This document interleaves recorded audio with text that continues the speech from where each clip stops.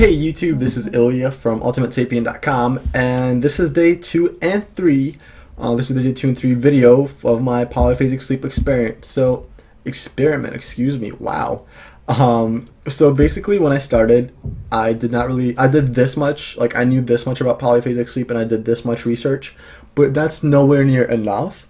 So I talked to some people on a couple of forums, I read through more stuff, and what I found out was that the sleep cycle that I was planning on doing, SPAMAYL, is not it's not as good for me as I thought it would be, because it doesn't have any core cycles, and you need core cycles to get into, well, you don't need them, but basically when you sleep for longer than 30 minutes you fall into slow wave sleep.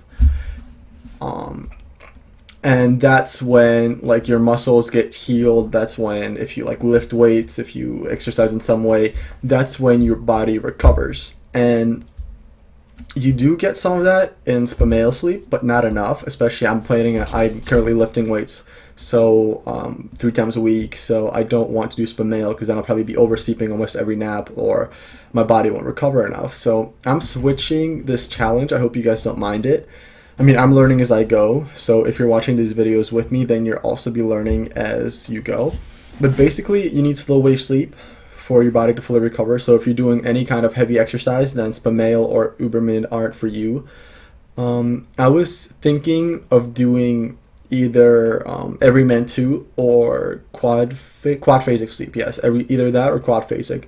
Dual core would also work, but that's not something that I wanted to do, so I've settled on doing Everyman 2, and that's basically sleeping for 4.5 hours, I believe. Sleeping for 4.5 hours, starting at between 9 and 12 at night, or 9 and 1 at night, and then taking 2 20-minute naps throughout the day.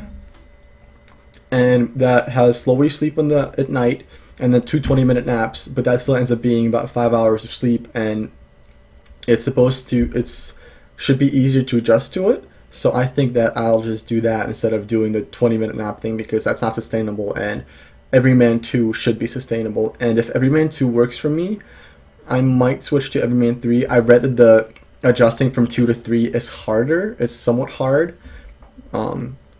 Because 3 is a shorter cycle at night. It's either a 3-hour or 3:30 cycle at night, but then there's 3 naps that you have to take, excuse me.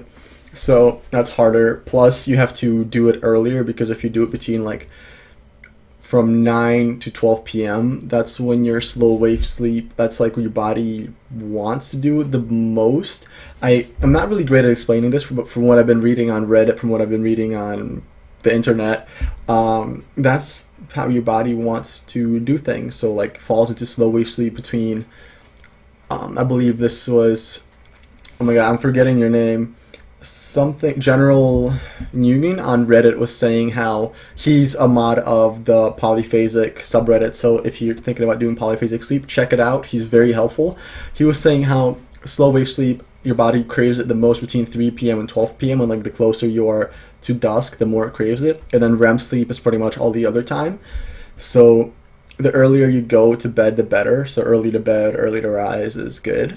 But yeah, I'm in college, so I don't want to go to bed at like 9 and sleep for like 4 hours, because then I'll miss most of the night. But if I go to bed at like 11 or 12, maybe even like 1, then that's not as bad. Also, you can check out the detailed sleeping graphs on my site. I'm about to talk about like how I've been sleeping for the past 2 days and how I've been feeling. And I verbally describe some of these things, but like I have a circular sleeping graph on my site that shows like when I've slept, like what I've been planning on doing, and like when I actually slept every day. The link will be in the description below, obviously. So let's talk about day 2. I somewhat slept at night. It was kind of nice. I just waited till I was like exhausted. I was just like I waited till I was dying, and then I went to sleep. And I think I took 2 or 3 naps at night. And I slept for 2 of them somewhat, and then for another one I sort of slept, but not really.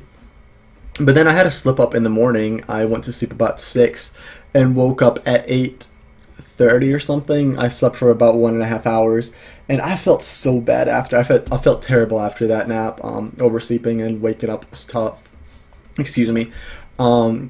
So then I just waited for 20 minutes. I took a short nap and then I felt great. So I don't know why I felt bad after sleeping for 1.5 hours because that's supposed to be a full cycle of sleep. I'll figure that out later.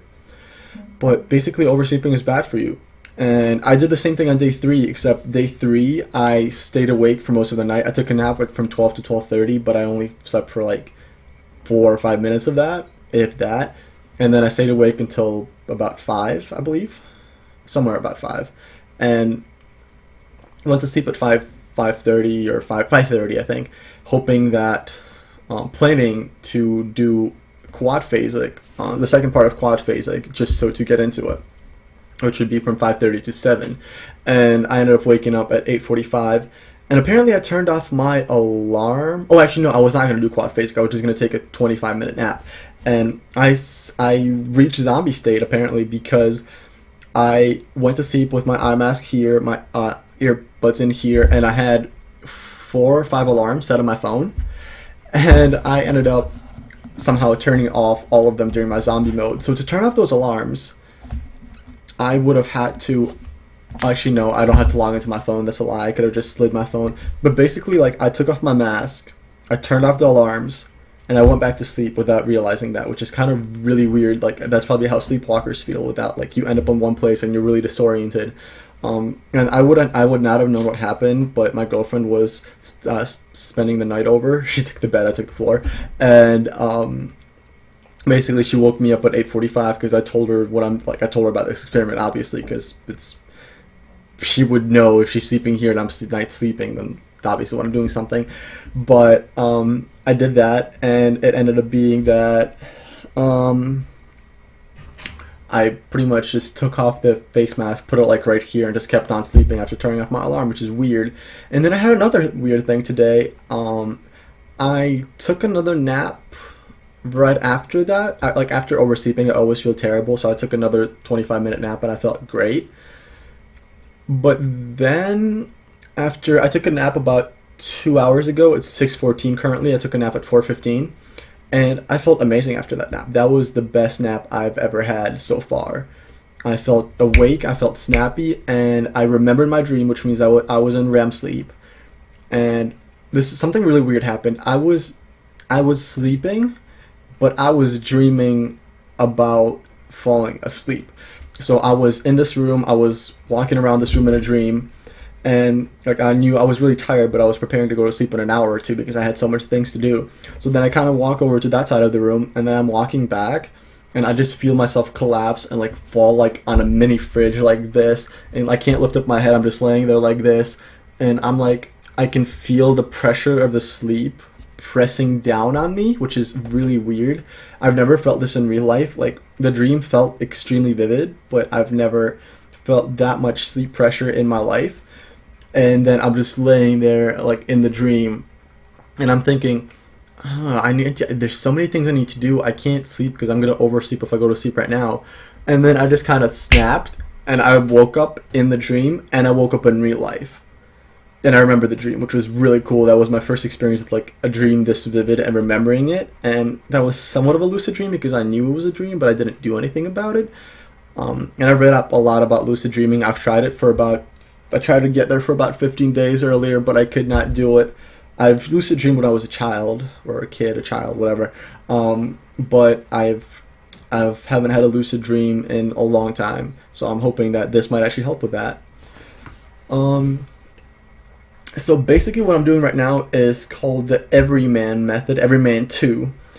And that requires, I already told you guys what it requires. My apologies. I'm better now. I'm awake. I'm pretty snappy right now, but I'm still not at 100%. Obviously. But I'm feeling pretty good. I'm feeling pretty good about this Everyman 2 method. I think that it was either that or quadphasic, and quadphasic is less flexible, so if I need to move my naps around a little bit, that's harder. Plus, quadphasic only requires 2 naps during the day also, so that's not relevant. But Everyman just worked better with my schedule.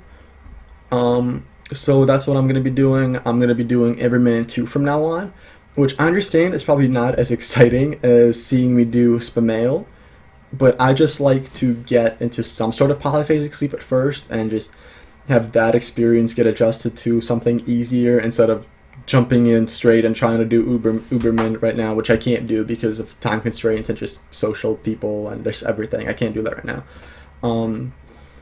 But I think this should still be interesting.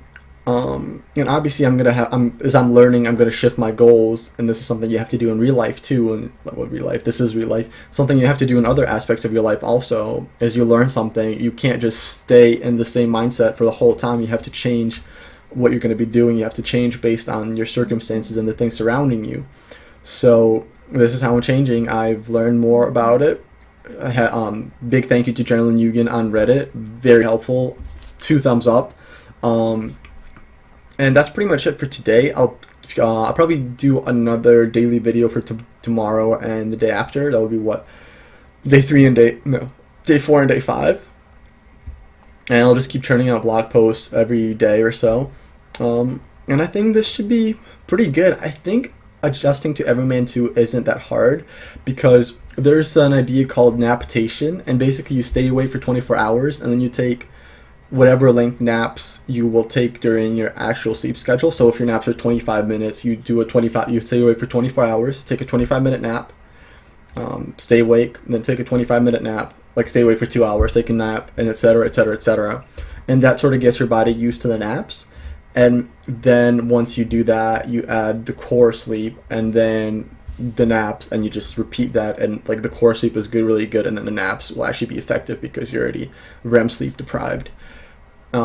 There's also other ways of doing it. You can start with segmented sleep, just sleep for about 3.5 hours per 7 hours per night, and 3.5 hour like stretches. So like sleep for 3.5 hours, take an hour break or so, and then sleep for 3.5 hours again. Or just start with and then go on to biphasic, sleep for 6 hours, take a 20-minute nap, something like that. But since I was already doing 20-minute naps, I decided to just jump right into it because I heard that Everyman 2 is not that hard to adapt to. Quadphasic is harder, which is one of the reasons why I decided not to do it. So anyway, yeah, thank you for watching. If you want to get more details about like how I slept for each of the naps, how long I slept for, like how I felt after every nap, things like that, just check out my website. The link will be in the description below. And thank you for watching. I hope that you guys are enjoying this, and I hope that you will find something interesting in here that you guys, if you're planning on polyphasic sleep, maybe something helpful. So, cheers.